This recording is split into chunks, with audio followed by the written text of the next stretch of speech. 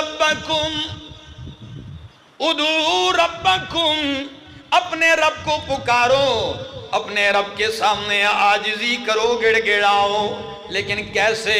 تضرعا، رب کو پکارو کیسے؟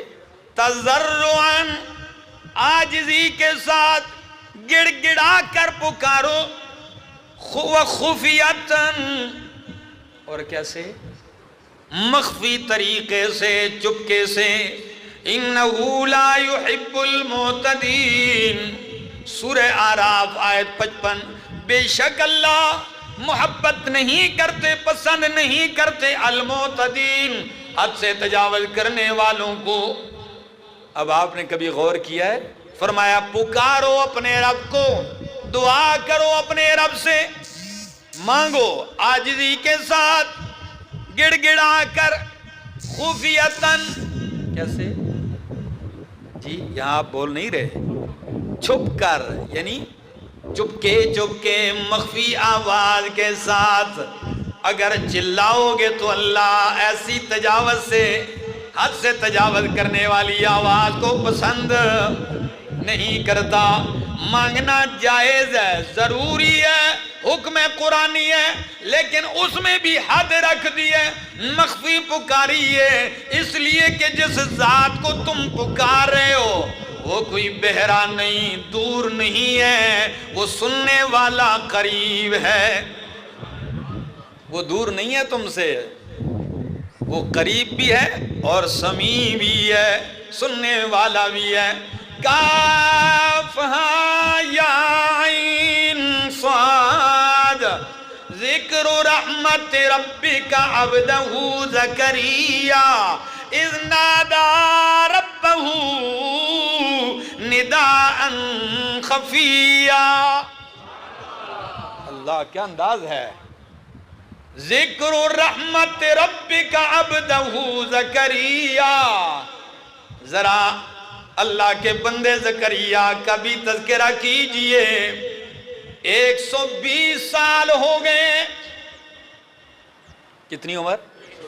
120 سال ہو گئے، بڑھاپا آ گیا، بال سفید ہو گئے، ہڈیاں کمزور ہو گئی ہیں، بدن لڑکھڑانے لگا ہے، لیکن تب بھی جب اولاد مانگ رہے ہیں، 120 سال عمر ہو گئی ہے، نہ اللہ کا در چھوڑا، نہ چلائے قرآن کہتا جب بھی پکارا ندان خفیہ، چپکے چپکے اپنے رب سے مانگ لیا، اور رب نے چپکے چپکے ان کی آواز کو سنا کہ نہیں سنا؟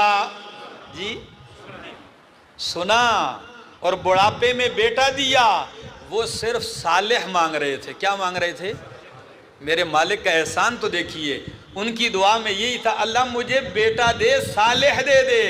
اللہ نے فرمایا میرا پیغمبر جس عاجزی سے آپ نے مانگا ہے وہ صرف صالح ہی نہیں ہوگا، نبی بھی ہوگا۔ صالح تو عام لوگ بھی ہوتے ہیں، میں نبی بنا کر بھیج دوں گا۔ اللہ اکبر، یہ کمال ہے۔ نداء خفیہ، آپ نے خولہ کا واقعہ سورہ مجادلہ میں کئی دفعہ میں نے سنایا۔ حضرت خولہ آئی، رو رہی ہے، خاوند نے طلاق دے دی ہے، انت علی کا ظہر امی کہہ دیا ہے، تو مجھ پہ ایسا ہے جیسے میری ماں کی پیٹھ، کیا طلاق ہو گئی ہے؟ نبی علیہ السلام نے فرمایا ابھی تک حکم نہیں آیا ہے، لہٰذا میں پرانا ہی فتویٰ جاری کرتا ہوں، قد حرمت علی، تو حرام ہو گئی۔ رونے لگ گئی، گھر اجڑ جائے گا، برباد ہو جاؤں گی، چھوٹی چھوٹی بچیاں کہاں جاؤں گی اس عمر میں؟ جب زیادہ تکرار کرنے لگی تو ام المومنین حضرت عائشہ صدیقہ رضی اللہ تعالی عنہ نے ہاتھ سے پکڑ کے پیچھے کر دیا، فرمایا الیک خاتون پیچھے ہو جا، جب اللہ کے نبی نے کہہ دیا تو اب جھگڑنے کی کیا ضرورت ہے؟ نبی کا حجرہ ہے صلی اللہ علیہ وسلم، حجرہ ہے، ایک کمرہ ہے، کونے میں بیٹھ گئی، نہ صدیقہ کائنات ان کی آواز سن رہی ہے، نہ نبی کریم صلی اللہ علیہ وسلم سن رہے ہیں، چند لمحوں میں اپنی آواز عرش معلیٰ تک پہنچا دی، قرآن اتر آیا۔ اور کیا الفاظ ہیں! علامہ ماوردی نے، علامہ سہیلی نے وہ عجیب الفاظ شاعری کے اندر لکھے ہیں، اپنے اشعار ہیں۔ ان کے، یہ نہیں کہ خولہ کے اشعار ہیں. کیا ہے؟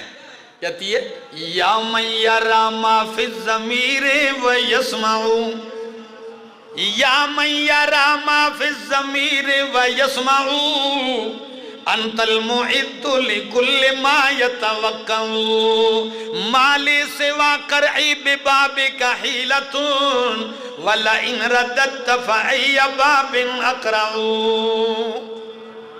یا من یری ما فی الضمیر و یسمع، او دلوں کے راز جاننے والے اللہ، دل کی گہرائیوں سے نکلنے والی آواز سننے والے اللہ، میرے لیے تیرے دروازے پہ دستک کے سوا کوئی ہیلا وسیلہ نہیں ہے.